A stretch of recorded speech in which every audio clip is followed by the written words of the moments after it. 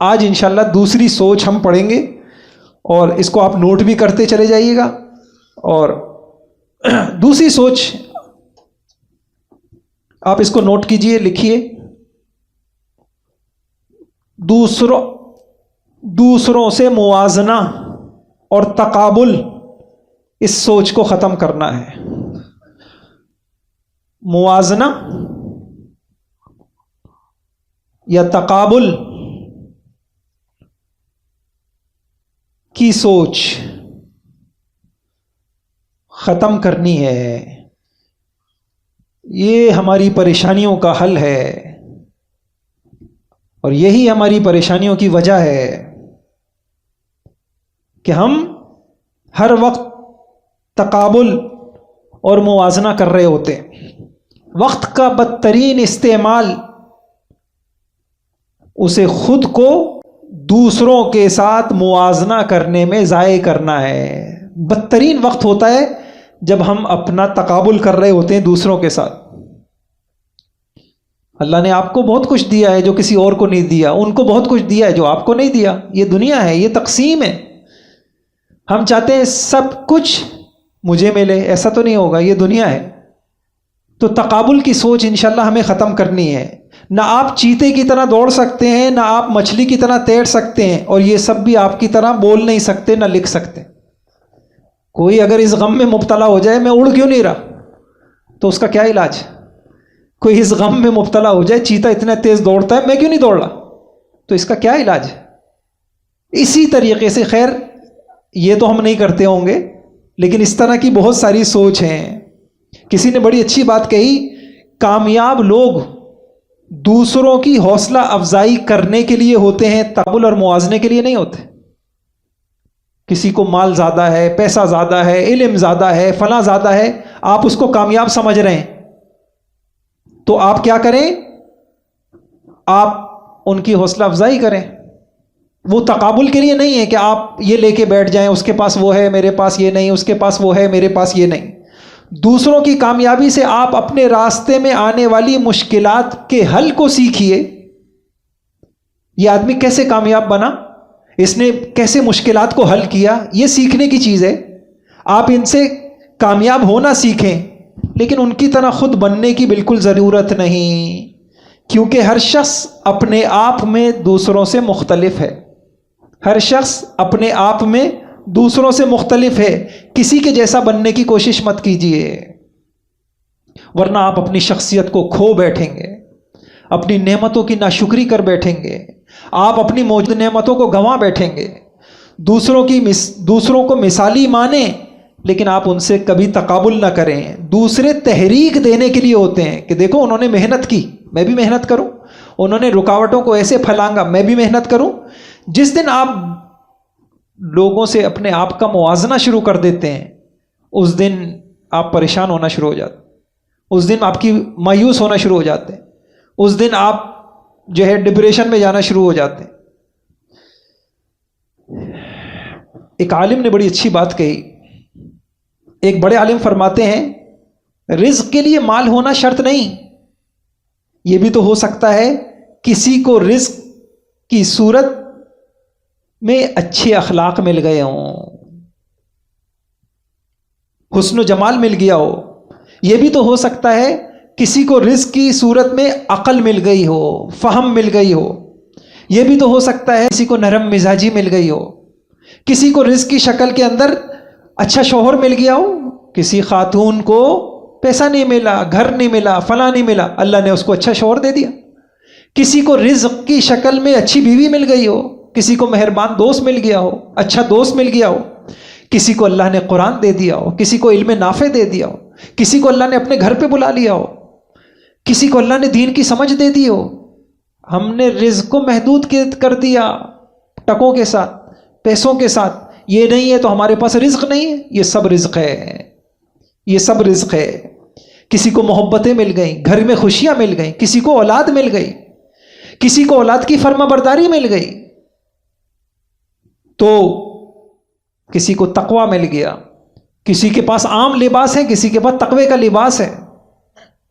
تو بڑی اچھی بات کی ان عالم نے، رزق کے لیے مال ہونا شرط نہیں ہے، آپ پہ بھی غور کریں، ہو سکتا ہے اللہ نے آپ کا رزق آپ کو اس شکل میں دے رکھا ہو. کتنے مریض پڑے ہوئے ہیں، امیر ہیں، وہ کھا نہیں سکتے، پی نہیں سکتے، ان کے گھروں میں محبت نہیں، جھگڑے ہیں. اللہ پاک نے کتنی نعمتیں ان کو مال کی شکل میں رزق دیا، آپ کو اس شکل میں اللہ پاک نے رزق دے دیا. تو موازنہ نہیں کرنا. اچھا، میں ایک چیز لکھتا ہوں، میں آپ سے اس سے سوالات کرتا ہوں.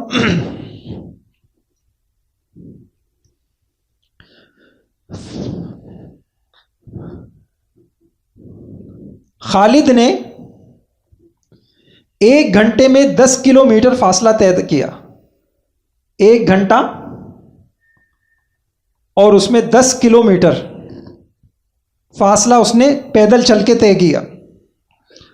اور جبکہ راشد نے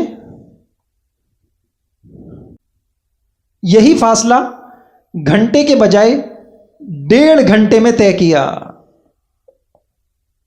کس کی صحت اچھی ہے؟ ہم کیا کہیں گے؟ ہم کہیں گے خالد کی صحت اچھی ہے، وہ توانا ہے. لیکن اگر ہم اسی کو سوال بدل دیں اور ہم یہ سوال کریں کہ خالد نے یہ فاصلہ جو طے کیا تھا وہ ایک تیار ٹریک کے اوپر چل رہا تھا وہ، اور جبکہ راشد جو چل رہا تھا وہ ریتیلی زمین میں چل رہا تھا. اب ہمارا جواب کیا ہوگا؟ ہمارا وہی جواب بدل جائے گا، نہیں جناب اس کی صحت اچھی. اب اسی سوال کو ہم بدل دیں، ہم کہیں اس کی عمر 50 سال تھی اور اس کی عمر 25 سال تھی.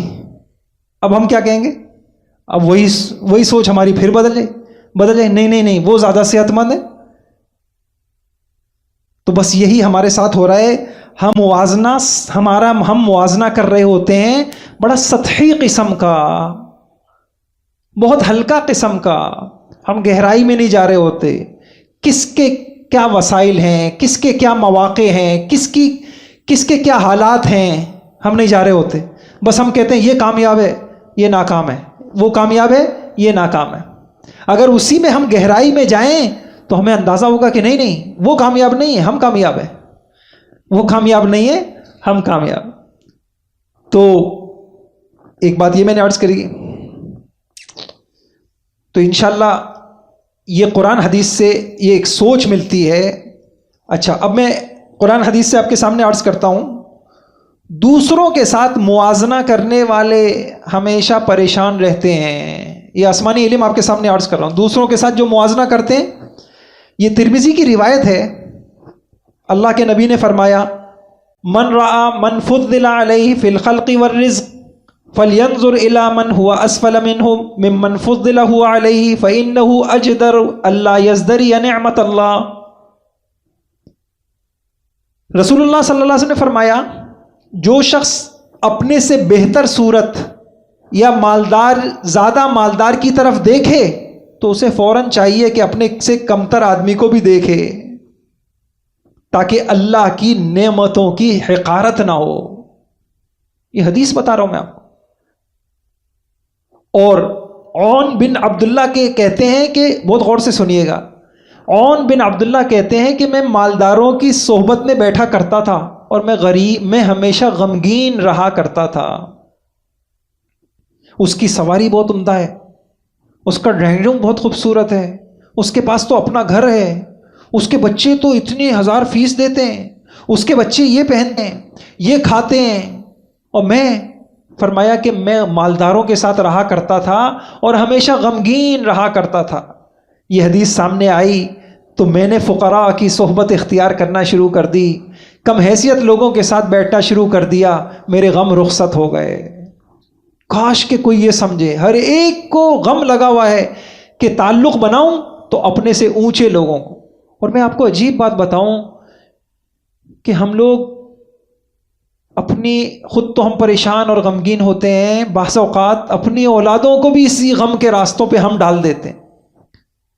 نہیں جی، ایک اپنی حیثیت سے زیادہ اتنے ایسے اسکول کے اندر اپنے بچے کو پڑھانا ہے. اب اس اسکول کے اندر مالداروں کے بچے آ رہے ہیں، ہم نے اپنی حیثیت سے بڑھ کے انتخاب کر لیا، وہ لنچ میں کیا کھا رہے ہیں، وہ بچے کیسے جو ہے طرز زندگی اختیار کر رہے ہیں، کیا پہن رہے ہیں، کتنا کھا رہے ہیں، کتنے پیسے لٹا رہے ہیں، ان کو گاڑیوں میں لینے کے لیے ڈرائیور آ رہے ہیں. اب ہمارا بچہ غم زدہ ہے.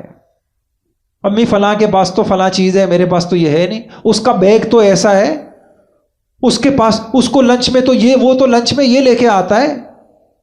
ہمیں نہیں پتا کہ ہم اپنی اولادوں کے ساتھ بھی کتنا ظلم کر رہے ہیں. اور حضور نے اس مسئلے کو، اتنے سادے مسئلے کو اتنی آرام سے حل کر دیا. لوگوں، اپنے سے کم حیثیت لوگوں میں بیٹھو، انہی کو دیکھو، انہی سے دوستی بناؤ، انہی سے تعلق بناؤ، کبھی ناشکرے نہیں بنو گے. ناشکرے کے لیے تو غمزدہ رہنا طے ہے. اب میں آپ کے، یہ بات میری سمجھ میں آ گئی. یہ میں نے شاید چند دنیاوی مثالیں آپ کے سامنے دے دیں.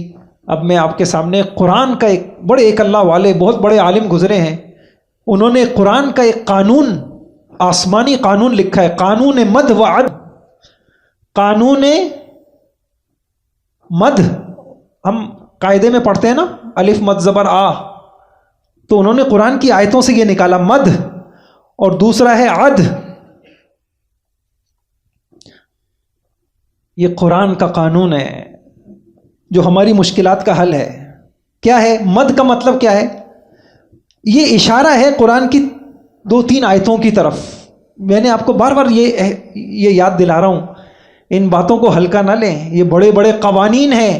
دنیا کے سارے عقلاء جمع ہو جائیں، سارے سمجھدار جمع ہو جائیں، حکیم جمع ہو جائیں، سمجھدار جمع ہو جائیں، سائنسدان جمع ہو جائیں، وہ اس جیسی باتیں نہیں کر سکتے جو اللہ نے ہمیں سمجھا دی. اب یہ دیکھیے، قانون مد اور قانون عد. قانون مد کا مطلب کیا ہے؟ قرآن کی چند آیتوں کی طرف اشارہ ہے. لا تمدن عینیک الی ما متعنا به ازواجا. لا تمدن، اللہ پاک اپنے نبی کو سمجھا رہے ہیں، ان کی تربیت کر رہے ہیں. لا تمدن عینیک، آپ مت دیکھیں اس باغ و بہار کی طرف، لوگوں کی نعمتوں کی طرف جو ہم نے لوگوں کو دے رکھی ہے. تو قانون اللہ منع کرتے ہیں مد سے، دوسروں کی دیکھنے سے، دوسروں کی نعمتوں کو دیکھنے سے منع کرتے. ایک اور جگہ اللہ، یہ سورہ طٰہٰ کی آیت نمبر 131 ہے، وَلَا تَمُدَّنَّ عَيْنَيْكَ إِلَىٰ مَا مَتَّعْنَا بِهِ أَزْوَاجًا مِّنْهُمْ زَهْرَةَ الْحَيَاةِ الدُّنْيَا لِنَفْتِنَهُمْ فِيهِ وَرِزْقُ رَبِّكَ خَيْرٌ وَأَبْقَىٰ. اللہ اکبر. وہی باتیں آ گئیں. ارے آپ کو کیا پتا، ان کے پاس یہ سب کچھ اس لیے ہو تاکہ ہم ان کو فتنے میں مبتلا کریں، ان کی پکڑ کریں. آپ سمجھ رہے ہیں مال، میرے پاس مال نہیں، اس کے پاس مال ہے، مال نہیں ہے، اس کے پاس وبال ہے. وَرِزْقُ رَبِّكَ خَيْرٌ وَأَبْقَىٰ، آپ کے رب کا دیا ہوا رزق جو آپ کے پاس ہے ابقا. ایک اور آیت میں کیا فرمایا؟ لا تمدن عینیک الی ما متعنا به ازواجا منهم ولا تحزن علیہم. حزن کا لفظ آگے نہیں آ گیا؟ آپ مت دیکھیے جو لوگوں کو ہم نے نعمتیں دی ہوئی ہیں، پیسہ دیا ہوا ہے، مال دیا ہوا ہے، غمگین مت ہوں. قرآن نے اشارہ دے دیا، جو یہ دیکھنے کا عادی بن جائے گا ہمیشہ غمگین ہی رہے گا. جس کی یہ سوچ بن گئی، موازنے کی سوچ، ہمیشہ غمگین ہی رہے گا. اس کی زندگیوں میں کوئی چیز، کوٹھی، بنگلہ، پیسہ، اس کی زندگیوں میں سب کچھ ہوگا لیکن پھر بھی غمگین رہے گا. قرآن میں ایک اور آیت میں کہا، سورہ نساء آیت نمبر 32، وَلَا تَتَمَنَّوْا مَا فَضَّلَ اللَّهُ بِهِ بَعْضَكُمْ عَلَىٰ بَعْضٍ. ایک دوسرے، یہ میری تقسیم ہے، یہ میں احکم الحاکمین ہوں، میں حکیم ہوں، علیم ہوں، مجھے پتا ہے کس کو کیا دینا ہے. لا تتمنوا ما فضل اللہ، ہم نے جو ایک دوسرے پہ فوقیت دی ہے ان کی تمنا بھی مت کرو. دیکھو بھی مت، سوچو بھی مت، موازنہ بھی مت کرو، تمنا بھی مت کرو کاش کہ اس جیسا مل جاتا، کاش کہ میرے پاس یہ ہوتا تو میں یوں کرتا. یہ وہ سوچیں ہیں جن سے قرآن منع کر رہا ہے، اللہ نے منع کیا. اور یہ میں نے 3 آیتیں آپ کو بتائیں اس کے اوپر کہ قرآن کہتا ہے دوسروں کی مت دیکھو، دوسروں کی نعمتوں کی تمنا مت کرو، دوسروں کی نعمتوں کو سوچو مت. پھر کیا کرو؟ قرآن کہہ رہا ہے گنو، اپنی گنو. اللہ اکبر. قرآن کیا کہہ رہا ہے؟ وَإِن تَعُدُّوا نِعْمَةَ اللَّهِ لَا تُحْصُوهَا. عد کے معنی شمار کرنا. اور قرآن کیا کہتا ہے کہ وہ تو تم شمار کرنے پہ آ جاؤ تو ہر شخص. اچھا دیکھیے، اس میں قرآن نے کسی کو کہا، امیر کو کہا، غریب کو کہا، عالم کو کہا، ہر ایک کے لیے قرآن کی یہ آیت ہے. وَإِن تَعُدُّوا نِعْمَةَ اللَّهِ لَا تُحْصُوهَا. تم شمار کرنے پہ آ جاؤ نا ہماری نعمتیں، تم گن گن کے تھک جاؤ گے، تمہارے شمار میں نہیں آئیں گی۔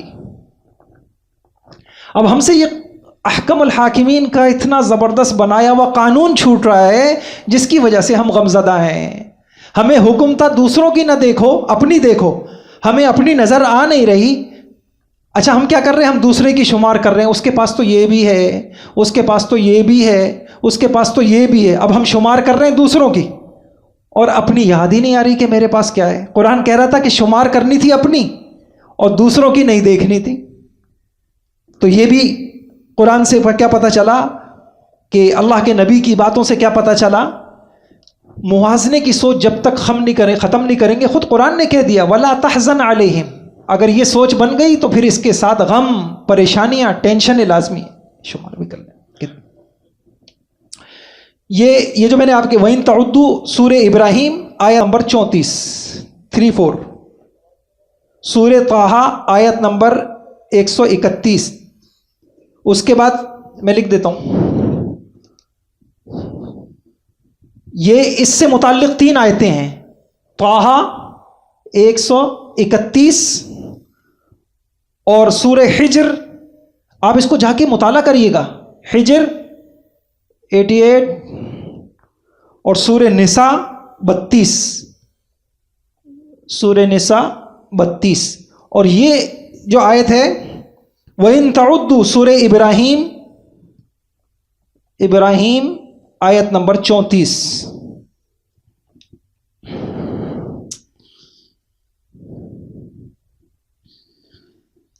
نوٹ کریں جی، یہ قرآن ہماری زندگیاں بدلنے کے لیے آیا تھا، یہ قرآن وہ کتاب تھی۔ میں نے اس لیے آپ کو پہلے دن کہا ان ھذا القرآن یہدی للتی ہی اقوم، تمہیں زندگی کی وہ باتیں بتائے گا، وہ سیدھی راہ بتائے گا، ہر مشکل کا سب سے بہترین حل بتائے گا جو کسی کے پاس نہیں ہے۔ اچھا اب سنیے، تو ایک اصول ہمارے سامنے آیا کہ تقابل نہیں کرنا، موازنہ نہیں کرنا، مقابلہ نہیں کرنا، دوسروں کی نعمتوں کو اور کوشش کرنا ہے۔ میں سچ بتا رہا ہوں آپ کو، کر کے دیکھ لیں اپنے گھروں میں، اپنے گھر والوں کو غریبوں کے گھر لے کے جائیے، آپ دیکھیں کہ انشاءاللہ گھر والوں میں شکر گزاری پیدا ہو۔ اپنے گھروں میں غریب لوگوں کو بلائیے، معمولی باتیں نہیں۔ یہاں ایک صاحب نے بتایا وہ مستورات کی خواتین کی جماعت بلوچستان چلی گئی، اس جماعت کے بعد وہ خاتون جب گھر آئیں اور انہوں نے نل کھولا اور پانی بہہ رہا تھا تو وہ بلک بلک کے رو پڑی۔ شوہر پریشان ہو گئے کہ کیا ہو گیا؟ لوگ یقین جانو میلوں دور جاتے ہیں اور جا کے پانی لے کے آتے، یہ پانی نعمت نہیں ہے اللہ کی۔ کہا وہ خاتون، ان کو یہ احساس اجاگر ہو گیا، اللہ اکبر، کہ ہم نے کبھی سوچا نہیں، واش روم میں بیٹھتے ہیں اور جو ہے آرام سے لوٹا بھر لیتے ہیں، نل کھولتے ہیں ٹھنڈا پانی موجود، گرم پانی موجود، آج بھی ایسے لوگوں کو صاف پانی پینے کا موجود نہیں ہے۔ لوگ کتنے میلوں ان کا بڑا مسئلہ یہ ہے کہ کچھ نہیں چاہیے ہمیں پانی مل جائے، یہ بڑی قیمتی ہے۔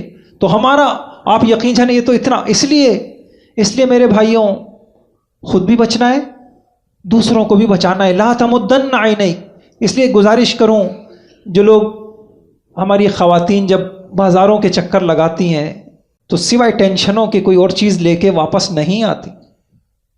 جی ہاں، کتنی حسرتیں وہ اپنی واپس لے کے آتی ہیں اور کتنی ناشکری ایک بازار۔ اس لیے حضور نے ابغض البقاع کہا، بدترین جگہ بازار ہیں۔ ہمیں نہیں احساس کہ بازار کا ایک چکر لگانے سے پہلے اور لگانے کے بعد اندر کی دنیا میں کتنا فساد آتا ہے، انسان کتنا خدا کا ناشکرا بنتا ہے، چیزوں کی کتنی ہرس لے کے آتا ہے، کتنی تمنائیں لے کے آتا ہے۔ یہ سوٹ بھی میں لے لیتی اگر پیسے ہوتے، یہ جیولری میں لے لیتی اگر پیسے ہوتے، یہ جوتے میں خرید لیتی یہ پیسے ہوتا، کاش میرے پاس یہ والی گاڑی ہوتی۔ آج کے بعد آنکھیں بند کرنا اس لیے میں نے آپ سے پہلے دن عرض کیا کہ شکر تو بہت اونچا مقام ہے، اللہ والوں کو اللہ دیتے ہیں، ہم اس مقام پہ پہنچ جائیں تو بڑی بات ہے، لیکن اس سے پہلے بتکلف ہم اپنی نعمتوں کو سوچیں، ٹھیک ہے انشاءاللہ۔ اب یہ والی سوچ کے نقصانات قرآن حدیث میں کیا ہیں؟ تھوڑا سا مٹا اس والی سوچ کے اوپر کا چھوڑ دیں، باقی سب مٹا وہ چھوڑ دیں. یہ ہے نیچے. اب دیکھیے، دوسروں کی نعمتوں آسانیوں کو دیکھ کر اس کی ہرس کرنا اللہ کی نگاہ میں یہ جاہلانہ سوچ ہے. جو ایسا کر رہا ہے اللہ کی نگاہ میں چاہے اس کے پاس کتنی بڑی ڈگری ہے، اللہ کی نگاہ میں وہ شخص جاہل ہے. دیکھیے سورہ قصص آیت نمبر 79، یہ لکھیں آپ لوگ اور وقت نکال کے پڑھا کریں. 7982 فخرج على قومه في زينته قال الذين يريدون الحياة الدنيا يا ليت لنا مثل ما أوتي قارون. اللہ اکبر. یا لیت لنا مثل ما أوتي قارون. یہ جملہ دیکھیے، اے یا لیت لنا مثل ما أوتي قارون. آج ہم سب کو اللہ معاف فرمائے، ہماری تربیت نہ ہونے کی وجہ سے ہم سب قارونی سوچ لے کر زندگی گزار رہے ہیں. یا لیت لنا مثل ما اوتی قارون. اے کاش، یا لیتا، اے کاش ہمیں بھی وہ ملتا جیسا کہ قارون کو ملا ہے. فخرج على قومه في زینته قال الذين يريدون الحياة الدنيا یا لیت لنا مثل ما اوتی قارون انه لذو حظ عظیم. بڑا نصیب والا ہے بھائی وہ تو. اب دیکھیے قرآن کیا کہتا ہے، وقال الذین اوتوا العلم، وقال الذین اوتوا، قرآن کس کو پڑھا لکھا کہہ رہا ہے؟ وقال الذین اوتوا العلم، اوتوا العلم. لیکن جو پڑھے لکھے لوگ تھے تو خود پتہ چلا وہ پہلے والے لوگ کون تھے؟ جاہل تھے. جن کی سوچ یہ تھی وہ جاہل ہیں، وہ خدا کے نظام کو نہیں سمجھتے، وہ خوشی غمی کے نظام کو نہیں سمجھتے، وہ ڈپریشن سکون کے نظام کو نہیں سمجھتے. ان سوچوں کے اندر سوائے غموں کے، پریشانیوں کے کچھ نہیں. اللہ نے کہا وقال الذین اوتوا العلم، جن کے پاس صحیح معنی میں علم تھا، جو پڑھے لکھے لوگ تھے، انہوں نے کیا کہا؟ انہوں نے کہا ویلکم ثواب اللہ خیر. لوگوں کیا ہے، کس دنیا کے اوپر مرے جا رہے ہو، کس دنیا کے غم کھا رہے ہو؟ ثواب اللہ خیر. لوگوں عمل بڑی قیمت ہے، عمل بڑی قیمت ہے. اس لیے میں اکثر ایک جملہ کہتا ہوں، مرنے کے بعد ہم پر جو سب سے بڑی جہالت ہماری کھلے گی وہ یہ کھلے گی، عمل بڑی قیمتی چیز تھی. تکبیر اولا، یہ ساری دنیا کی تکبیر اولا، یہ ساری دنیا کے مال و متاع سے زیادہ قیمتی تھی. فجر کی نماز یہ تھی قیمتی چیز، ظہر کی نماز، جماعت کی نماز، اللہ کا گھر، مسجد، دین کی دعوت، دین پہ عمل، دین پہ پھیلانا. خوش نصیبیاں تو یہاں تھیں، میں کیا کرتا رہا. تو کیا کہا؟ جو پڑھے لکھے لوگ تھے انہوں نے ان جاہلوں سے یہ کہا جن کی یہ سوچ تھی ویلکم، ارے تمہارا ناس ہو، ثواب اللہ خیر. اللہ کے عمل پہ جو ثواب ملتا ہے اس کے مقابلے میں کوئی چیز بہتر نہیں ہو سکتی. لمن آمن وعمل صالحا. اور آگے عجیب بات کہی، ولا يلقاها الا الصابرون.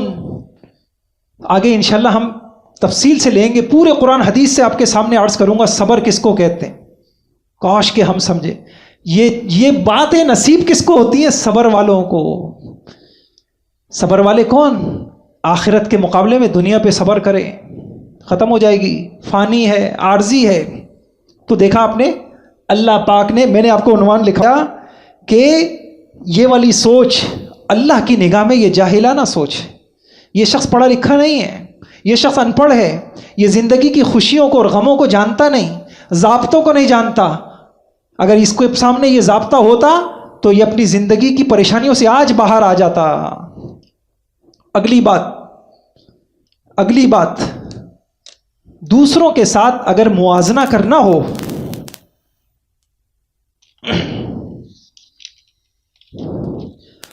تو دین میں کرنا ہے، دنیا میں نہیں. جہاں کرنا ہے وہاں کر نہیں رہے، جہاں نہیں کرنا وہاں کر رہے ہیں. دوسروں کے ساتھ اگر ہمیں موازنہ کرنا ہے تو کس میں کرنا ہے؟ دین میں کرنا ہے. دیکھیے میں آپ کے سامنے آیت پڑھتا ہوں، حدیث پڑھتا ہوں. حدیث میں آتا ہے اللہ کے نبی نے فرمایا، ترمذی کی حدیث ہے، حدیث نمبر 2512، حضور نے فرمایا خصلتان دو اچھی عادتیں، دو اچھی سوچیں ایسی ہیں جس خوش نصیب کو اللہ پاک دے دے. کتب اللہ شاکرن صابرن، اللہ کی نگاہ میں وہ بندہ لکھ لیا جاتا ہے صابر اور شاکر. کیا؟ اور جس کے اندر یہ اچھی خصلت نہ ہو تو وہ اللہ کی نگاہ میں ناشکرا اور بے صبرا لکھا جاتا ہے. خود سوچئے وہ کیا ہے؟ من نظر فی دینہ الی من هو فوقہ فاقتدی بہ. دین کے معاملے میں ہمیشہ اپنے سے اونچے لوگوں کو دیکھا. میں اگر 4 نمازیں پڑھ لیتا ہوں، فجر تو پڑھ ہی نہیں رہا، میں جماعت سے نہیں پڑھ رہا، وہ دیکھو ماشاءاللہ فجر کا بھی اہتمام ہے، فلاں تو تہجد کا اہتمام کر رہا ہے، فلاں دیکھو ماشاءاللہ دین کے کاموں میں کیسا آگے بڑھ چڑھ کے حصہ لے رہا ہے. ہمیشہ اس کی ہر وقت اس کو یہ سوچ آ رہی ہو، اور وہ اپنے سے دین میں جو لوگ آگے ہیں ان کی ہرس، ان کو دیکھنا، ان کی تمنا کرنا، ان جیسا بننے کی کوشش کرنا، اس کے لیے گھلنا. اب اس کو غم کیا لگا ہوا ہو، یار میرے جیسے تو لوگ ہیں، میرا ہی تو آفس ہے، ایک یہ شخص بھی ہے ماشاءاللہ کیسا دیکھو اذان ہوتے ہی کرسی چھوڑ دیتا ہے، کتنے اہتمام سے جماعت کے میں شریک ہوتا ہے، یار میرا جیسا ہی تو ہے ماشاءاللہ. دیکھو کبھی اس کی جو ہے نا اس کے مہینے کے 3 روزے نہیں چھوٹتے، ایام 20 کے روزے رکھتا ہے، میرا جیسے تو ہے ماشاءاللہ، جب دیکھو قرآن پڑھتا ہوا نظر آتا. یہ غم کھائے جا رہا ہو، اور تو اللہ پاک کیا لکھ دیں گے؟ اللہ پاک کیا لکھ دیں گے اس شخص کو؟ اللہ پاک کہہ رہے ہیں کہ میری نگاہ میں اس کا شمار ثابت. اور فرمایا ومن نظر فی دینی، اچھا اور دنیا میں کس کو دیکھا؟ وَنَظَرَ فِي دُنْيَاهُ إِلَى مَنْ هُوَ دُونَهُ، اور دنیاوی حیثیت سے اپنے سے کم لوگوں کو دیکھا. گزرے کرائے کے مکان پہ رہتے ہیں، سامنے فٹ پاتھ پہ لوگوں کو سوتے ہوئے دیکھا، الحمدللہ ان سے تو اچھی حالت میں ہوں. تو اللہ پاک نے فحمد اللہ، اس سے ایک بات اور پتہ چلی کہ اللہ کی حمد، اللہ کا شکر اسی وقت نکلے گا جب یہ سوچ بدلے گی. تو فحمد اللہ علی ما فضلہ بہ علیہ، جب اس نے اپنے سے کم درجے والوں کو دیکھا اور اس سوچا تو اس کے دل سے اللہ کی حمد نکلی کہ اللہ تعالیٰ نے مجھے تو اس سے اچھے حال میں رکھا ہوا ہے. کتب اللہ شاکرن و صابرا، دین میں اپنے سے اونچوں کو، دنیا میں اپنے سے نیچوں کو. اور اس کا الٹ حضور نے فرمایا ومن نظر فی دینہ الی من هو دونہ ونظر فی دنیاہ الی من هو فوقہ فاسف علی ما فاتہ منہ لم یکتبہ اللہ شاکرا ولا صابرا. اور جس نے دین میں سے اپنے کم لوگوں، بھائی ہم تو فلاں سے اچھے ہیں، وہ تو جمعہ ہی پڑھتے ہیں، ہم کم سے کم 4 تو پڑھ لیتے ہیں، ہم کم سے کم یہ تو کر لیتے ہیں، تو یہ کبھی بھی دین میں آگے نہیں بڑھ سکے گا. اور دنیا میں اپنے سے اونچوں کو دیکھا اور فاسفا، اور غمزدہ ہو گیا. ابھی کوئی بول نہیں بولا، دل میں غمزدہ ہو گیا. اللہ پاک وہیں اس کو لکھ لیں گے یہ میرا ناشکرہ بندہ ہے، یہ میرا بے صبرہ بندہ ہے، ناشکرہ بندہ ہے، اس کے اندر شکر گزاری نہیں ہے.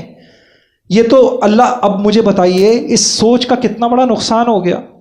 خدا کی نگاہ میں ایک آدمی بے صبرہ لکھا جا رہا ہے، ناشکرہ لکھا جا رہا ہے، اور انسان غمزدہ ہو رہا ہے، اپنی اولادوں کا بھی نقصان کر رہا ہے. اگلی بات، یہی انبیاء کا طریقہ ہے. میں نے قرآن کی آیتیں جمع کی، میں حیران رہ گیا. انشاءاللہ یہ دعا ہمیں یاد کرنی ہے. کیا انبیاء کا طریقہ ہے؟ انبیاء جب اپنی نعمتوں کو دیکھتے ہیں اور دنیاوی حیثیت میں انبیاء کی کیا طریقہ تھا کہ جو ہمیں ملا ہے اس کو دیکھنا اور اس پہ شکر کرنا. ایک دعا ہے انشاءاللہ. دیکھیے قرآن میں کیا ہے، سورہ نمل آیت نمبر 15، وَلَقَدْ آتَيْنَا دَاوُودَ وَسُلَيْمَانَ عِلْمًا وَقَالَ الْحَمْدُ لِلَّهِ الَّذِي فَضَّلَنَا عَلَى كَثِيرٍ مِّنْ عِبَادِهِ الْمُؤْمِنِينَ. کاش یہ دعا سب یاد کر لیں، اس کو نوٹ کر لیں، یاد کر لیے گا. سورہ نمل آیت نمبر 15، نمل آیت نمبر 15، الحمد للہ الذی فضلنا علی کثیر من عبادہ المؤمنین. اتنے پیارے جملے ہیں، تمام تعریفیں اللہ کی ہیں جس نے ہمیں اپنے بہت سے مومن بندوں پر فضیلت دی.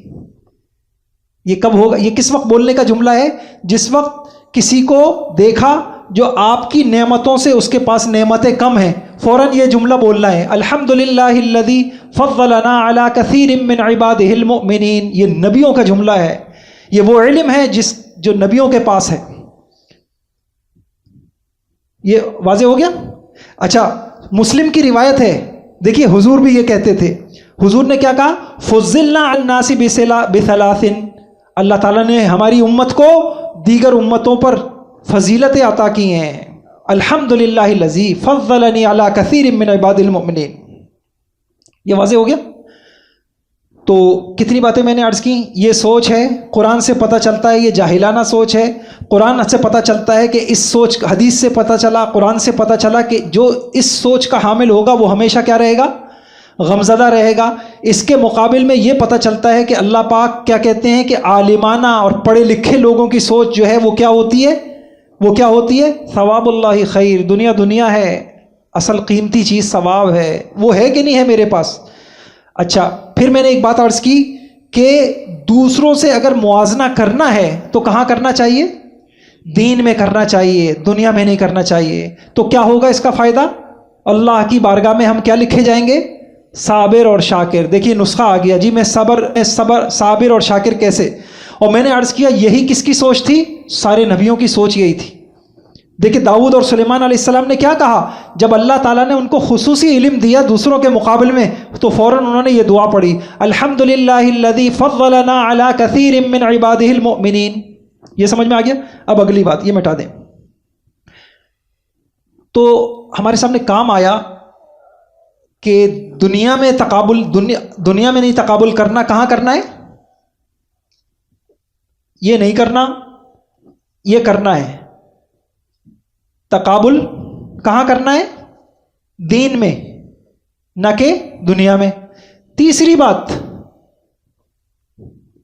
کہہ لیں، یہی بات کہہ لیں، اگر اپنا تقابل کرنا ہے تو ناکامیوں میں بھی تو ہمیں اگر تقابل ہی کرنا ہے، ہر وقت ہم یہی تولتے رہتے ہیں، فلاں کے پاس یہ ہے میرے پاس یہ نہیں، فلاں کے پاس یہ ہے میرے پاس. تو اگر یہ تولنا ہے، یہی تقابل کرنا ہے، یہی ہر وقت ترازو لے کے بیٹھنا ہے، تو ناکامیوں میں بھی تو پھر تقابل کرنا چاہیے. اور یہ کرنا چاہیے. کیا کرنا چاہیے؟ ناکامیوں میں تقابل کریں. ناکامیوں میں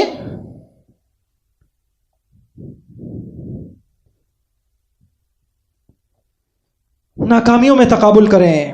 انصاف کا تقاضا یہ ہے اگر دوسروں سے موازنہ اور تقابل کرنا ہی ہے تو صرف دوسروں کی خوشیوں اور کامیابیوں سے کیوں تقابل کر رہے ہیں؟ دوسروں کے غموں میں سے بھی تو کریں، ان کی پریشانیوں سے بھی کریں. کیونکہ بہت سی خوشیاں اگر لوگوں کو ملی ہیں اور آپ کو نہیں ملی تو کتنے غم ہیں، کتنی پریشانیاں ہیں جو دوسروں کو ملی ہیں آپ کو نہیں ملی. تو یہ والا بھی تو تقابل ہونا چاہیے. ایک شخص نے خوبصورت محل کی طرف دیکھا اور اپنے دوست سے کہا، جب ان لوگوں کی قسمت میں دولت لکھی جا رہی تھی تو ہم کہاں تھے؟ وہی سوچ، جب ان لوگوں کی قسمت میں مال، دولت، پیسہ لکھا جا رہا تھا ہم کہاں؟ دوست سمجھدار تھا، وہ اس کو ایک ہسپتال لے گیا، وہاں پہ تڑپتے مریضوں کو دیکھا، کہا جب ان کی قسمت میں بیماریاں لکھی جا رہی تھیں تو ہم کہاں تھے؟ جب ان کی قسمت میں بیماریاں لکھی جا رہی تھیں تو ہم کہاں تھے؟ اسی وجہ سے حدیث میں ایک علاج بتایا ہے، کمال کا علاج. دیکھیں یہ بڑی قیمتی باتیں ہیں. کیا علاج بتایا ہے؟ جب آپ غمزدہ ہو نا، جب آپ پریشان ہو تو اپنے سے زیادہ پریشان لوگوں کو دیکھنا شروع کر دیں، سوچنا شروع کر دیں، ان کو بولنا شروع کر دیں، دل شکر سے بھر جائے گا. اسی لیے ایک حدیث میں، یہ دارمی کی حدیث ہے، اس میں یہ فرمایا اذا اصاب احدکم مصیبت، اگر تمہیں کوئی مصیبت پہنچے فلیذکر مصیبتہ بھی، تو حضور کہہ رہے ہیں میرے غموں کو یاد کر لیا کرو. فإنها من اعظم المصائب، جب تمہیں کوئی مصیبت پہنچے تو کس کو یاد کر لیا کرو؟ میرے غموں کو. یہ علاج ہے، میرے غموں کو یاد کر لیا کرو. کسی نے اسی بات کو بڑے اچھے انداز میں لکھا.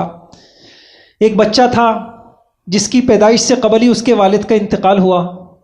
جب وہ بچہ 7 برس کا ہوا اس کی والدہ بھی فوت ہو گئیں. وہ معمولی پیسوں کے عوض بکریاں چرایا کرتا تھا اور گزر بسر کرتا تھا، مشکلات اور پریشانیوں کا مقابلہ کرتا تھا. جب وہ جوان ہوا تو اس نے شادی کی تو اللہ تعالیٰ نے اسے مجموعی طور پر 7 اولادیں عطا فرمائیں، 3 بیٹے 4 بیٹیاں. اس کا پہلا بیٹا 2 سال کی عمر میں انتقال کر گیا اور دوسرا بیٹا 15 ماہ کی عمر میں چل بسا اور تیسرے بیٹے نے جب انتقال ہوا تو اس کی عمر صرف 17 ماہ کی تھی. اس کی پہلی بیٹی اس کی نظروں کے سامنے 30 برس کی جوانی میں دنیا سے رخصت ہو گئی، اور دوسری بیٹی 21 برس میں اللہ کو پیاری ہو گئی، اور تیسری بیٹی 27 برس کی عمر میں اس جہاں فانی سے کوچ کر گئی. اس کے ساتھ 25 برس تک صبر و وفا کی پیکر بننے والی اس کی اہلیہ بھی اس کے سامنے موت کی آغوش میں چلی گئی. اس کے لاڈلے نواسے کی شہادت کی اطلاع بھی اسے دے دی گئی تھی، بلکہ خون میں لتھ پت وہ مٹی بھی دکھا دی گئی تھی جس میں معصوم نواسے نے تڑپ تڑپ کر جان دینی تھی. اس شخص نے یتیمی کی حالت میں آنکھیں کھولیں اور اپنے تمام بیٹوں اور بیٹیوں کو اپنی آنکھوں کے سامنے دنیا سے رخصت ہوتے دیکھا. صرف ایک پیاری بیٹی اس کی رحلت تک، وفات تک اس وقت دنیا میں رہ گئی تھی، جس کے بارے میں بھی اسے بتا دیا گیا تھا کہ اس کا انتقال بھی 6 ماہ بعد ہو جائے گا. اس عظیم شخص نے نہ کبھی اللہ سے کوئی شکوہ کیا، نہ کوئی شکایت کی، نہ شور شرابہ کیا، صبر و شکر سے 63 سالہ زندگی گزار. کون تھی وہ ہستی؟ حضرت محمد صلی اللہ علیہ وسلم. ہم ان سے زیادہ نیک ہیں، لیکن ہاں یہ ضرور کہیں گے کہ ہمارے پاس مال ان سے زیادہ ہے، ہمارے گھر ان سے زیادہ قیمتی ہیں، ہمارے سامان ان سے زیادہ ہیں، ہمارے کھانے. وہ تو حضرت عائشہ کہتی ہیں کہ ساری زندگی پیٹ بھر کے کھانے کو نہیں ملا، انتقال ہو رہا ہے، زیرہ گروی رکھی ہوئی ہے، گھر میں چراغ جلانے کو نہیں ہے. بھوک کی حالت میں جب صحابہ پیٹ پہ پتھر دکھاتے تھے تو وہ دکھاتے تھے کہ میں نے 2 باندھے ہوئے، تم ایک کہہ رہے ہو، میں نے 2 باندھے ہوئے. تبوک کے خندق کے موقع پر بخاری کی روایتیں سنا رہا ہوں، صحابی نے دیکھا، گھر آ کے کہا اہلیہ سے، حضور کے چہرے پہ فاقہ دیکھا ہے، مجھ سے برداشت نہیں ہو رہا، جو کچھ ہے نکالو. کیسی ناشکری ہے میرے بھائیوں، ہم بھول گئے. تو تقابل کرنا ہے.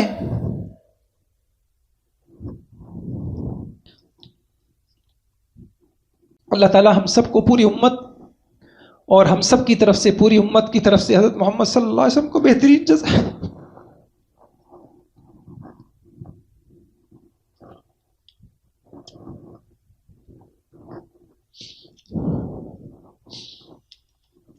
قرآن و حدیث میں بھی یہ حل بتایا ہے. دوسروں کی پریشانیاں سوچنے سے اپنی پریشانیاں ہلکی ہوتی ہیں. یہ بہترین حل ہے غموں کے ہلکا کرنے کا. میں آپ کو معمولی حل نہیں، میں قرآن حدیث کا حل بتا رہا ہوں. دکھائیں اپنے بچوں کو، بیٹا دیکھو کیسے معذور ہے، دیکھا بیٹا تم نے دیکھا یہ بچہ، اس کے ہاتھ نہیں ہے.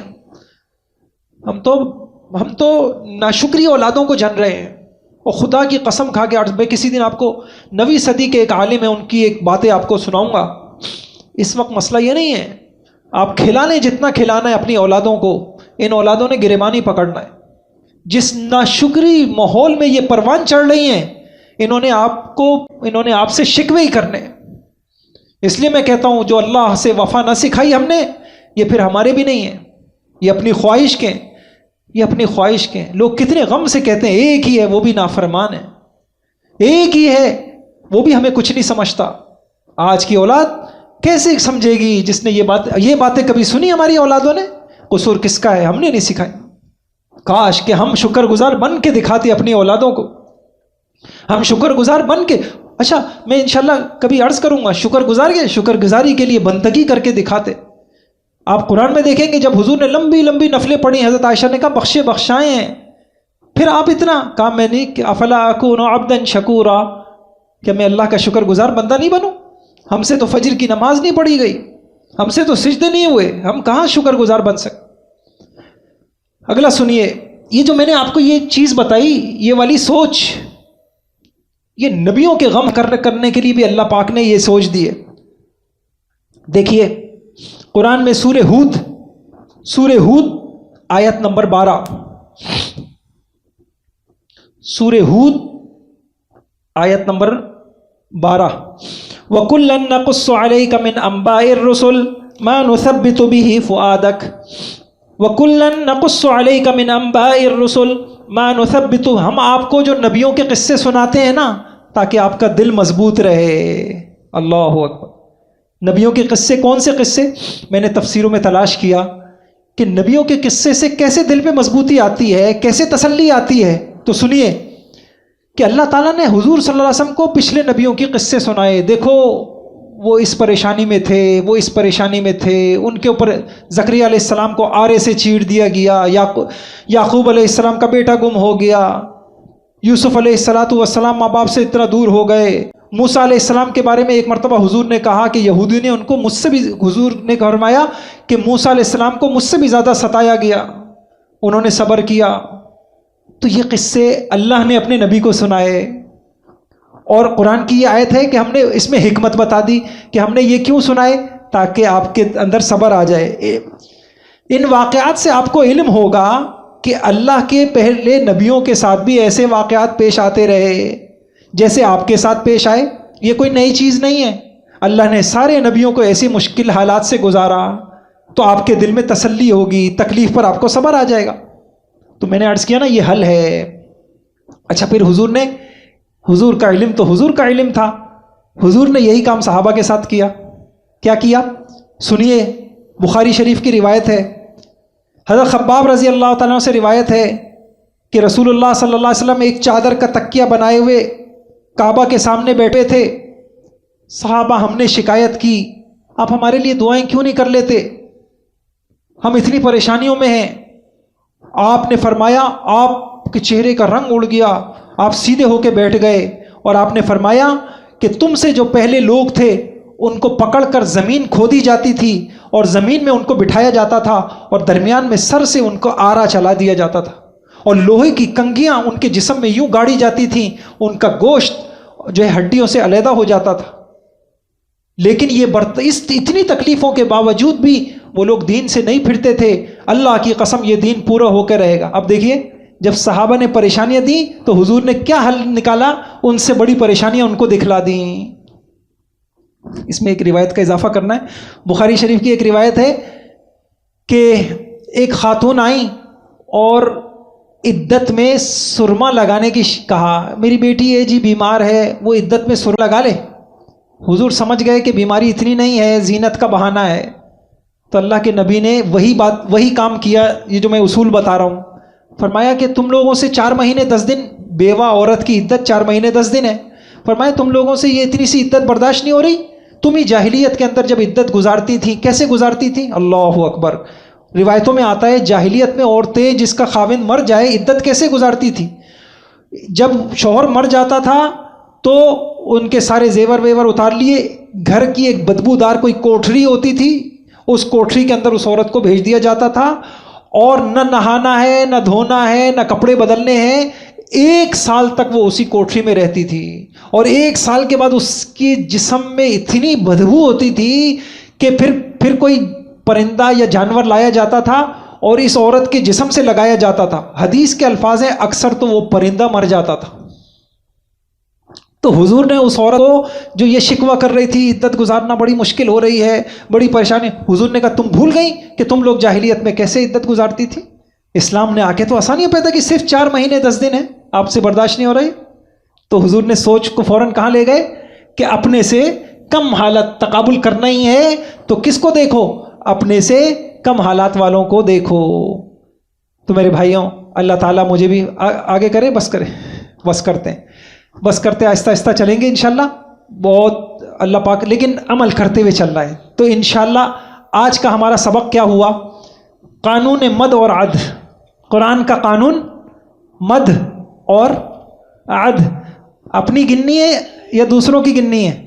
اپنی گننی ہے، اپنی نعمتوں کو گننا ہے، اس کو شمار کرنا ہے۔ اللہ کہہ رہے ہیں گنو، شمار کرو، بولو، بیان کرو، بتاؤ دوسروں کو الحمدللہ بہت اچھی زندگی گزار رہا ہوں، اور دوسروں کی کیا نہیں کرنی؟ نہیں گننی ہے۔ تو تقابل اور موازنے۔ اچھا عجیب بات بتاؤں کہ ہم اس سوچ کی وجہ سے خود بھی زندگی بھر پریشان، اپنی اولاد کو بھی پریشان، عورتوں میں بھی اتنا تقابل ہے، اور اس تقابل میں اپنی اولاد کا دوسروں کی اولادوں سے، اپنی اولاد کا آپس میں، اور اگر اولادی ایک ہو تو پھر اپنا۔ میں مثال دیتا ہوں اس کو، کتنا تقابل کرتے ہیں اور کتنی خطرناک چیز ہے یہ۔ ہم کیا کہتے ہیں؟ تم نے ابھی تک یہ کام نہیں کیا، وہ دیکھو وہ بچہ تو فرسٹ آیا، تم نے ابھی تک یہ نہیں کیا، اس نے تو یہ کر لیا۔ اب اپنی اولادوں کا اب بچہ ڈپریشن میں جا رہا ہے، روز روز یہ جملے سن رہے ہیں تقابل کی سوچ کے، اور ہمیں نہیں پتا کہ بچے کو ہم نفسیاتی طور پہ صحت کے اعتبار سے ہم اس کو کیا کر رہے ہیں، بیمار بنا رہے ہیں۔ اچھا پھر کیا کہتے ہیں، تم نے یہ کام نہیں کیا، تم نے یہ ہوم ورک کیا، یہ جب یہ تمہاری بہن جب اتنی بڑی تھی نا، اتنی تمہاری جتنی تھی، وہ تو یہ سارے کر لیتی تھی، اب یہ اتنی ہے، اب اس کے ذریعے سے ہم۔ اور اگر کسی کی ایک اولاد ہو تو وہ خاتون کیا کہتی ہے، وہ خاتون میں جب تمہاری عمر کی تھی نا تو میں تو یہ کر لیا کرتی تھی۔ اب یہ تقابل ہمارے گھروں کے اندر چل رہا ہے، اولاد کو بھی تقابل، دوسروں سے تقابل، اپنے بہن بھائیوں سے تقابل، کچھ نہیں ہو تو پھر اپنی زندگی سے تقابل، اس تقابل کی وجہ سے خود بھی تقابل کی سوچ۔ اچھا غم زدہ ہو رہے ہیں، بعض اوقات گئی ایک خاتون، کسی بچے کو دیکھا، اب فوراً ایک تقابل ذہنی ہوتا ہے، بولا نہیں، اب ذہن میں تقابل شروع ہو گیا، موازنہ، یہ کتنی عمر کا ہے بچہ آپ کے؟ 6 سال کا ہے۔ اب تقابل شروع، اچھا یہ 6 سال میں ماشاءاللہ یہ بچہ 4 سال 5 سال کا ہے، یہ کام کر رہا ہے، میرا بچہ تو نہیں کرتا اتنا یہ کام۔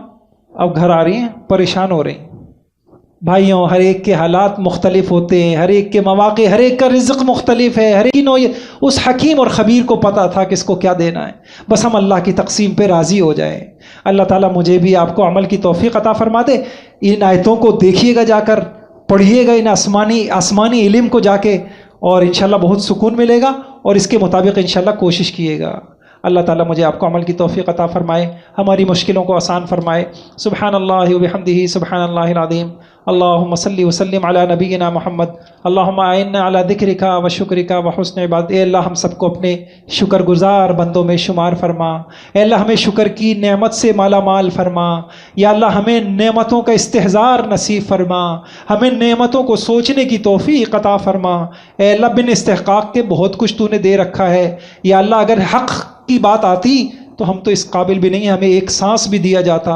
اے اللہ تو اگر ایک سانس کی بھی قیمت لینے پہ آ جائے، اے اللہ ہم کنگلے ہو جائیں گے۔ اے اللہ تو ہمیں قدردانی کی توفیق عطا فرما۔ اے اللہ موت سے پہلے تمہیں اپنے شکر گزار بندوں میں شمار فرما۔ اے اللہ ساری کی ساری قوم ہی ناشکری بنی پڑی ہے، یا اللہ نعمتوں کو کھا رہے ہیں، نعمتوں کو استعمال کر رہے ہیں۔ وما بکم من نعمت فمن اللہ، اور تیری کھا رہے ہیں لیکن تیرے گن نہیں گا رہے۔ واسبغ علیکم نعمہ ظاہرۃ و باطنہ، آپ نے ہی کہا کہ میں نے تم کو نعمتوں میں ڈبو رکھا ہے، تمہارے اوپر نعمتوں کے دہانے کھول رکھے ہیں۔ اے اللہ ہمیں وہ آنکھیں عطا فرما جس سے ہم تیری نعمتوں کو دیکھیں، اس کو شمار کریں اور ان کی شکر گزاری کریں۔ اے اللہ ہم سب کو ہماری اولادوں کو بھی شکر گزار بنا۔ اے اللہ شکوے اور شکایتوں سے اے اللہ تو ہماری حفاظت فرما۔ اے اللہ اچھی سوچ اے اللہ ہمیں عطا فرما۔ نفس و شیطان، اے اللہ شیطان یہ بری سوچیں لے کے آتا ہے، شیطان کے وسوسوں سے تو ہماری حفاظت فرما۔ اے اللہ ہم تیری سکھائی ہوئی یہ دعا پڑھتے ہیں، رب اعوذ بک من ہمزات الشیاطین واعوذ بک رب ان یحضرون۔ اے اللہ ہم تیری پناہ چاہتے ہیں کہ شیطان ہمیں یہ برے خیالات لے کے آئے اور ہمارے اندر یہ ناشکری کی سوچیں ڈالے۔ اے اللہ تو ہماری حفاظت فرما، آمین۔ اے اللہ یہ جتنے بھائی ہیں ان سب کی پریشانیوں کو دور فرما، اپنی قدرت سے دور فرما۔ اے اللہ اپنی رحمت سے دور فرما، جتنی بہنیں ہیں جتنی خواتین ہیں سب کی پریشانیوں کو دور فرما، دنیا آخرت کی بھلائیاں نصیب فرما، سعادتیں نصیب فرما، کامیابیاں نصیب فرما، آسانیاں نصیب فرما۔ اے اللہ ہماری دعاؤں کو قبول فرما، آمین برحمتک یا۔ ہاں جی جزاک اللہ کہیے آپ سب، ہاں یہ ضرور کہا کریں، میں آپ کی ترقی کا راز ہے اس میں، آپ کہیے جزاک اللہ، اللہ آپ کو جزائے خیر دے، اور بھی جو دعائیں آتی ہیں وہ دیں آپ مجھے۔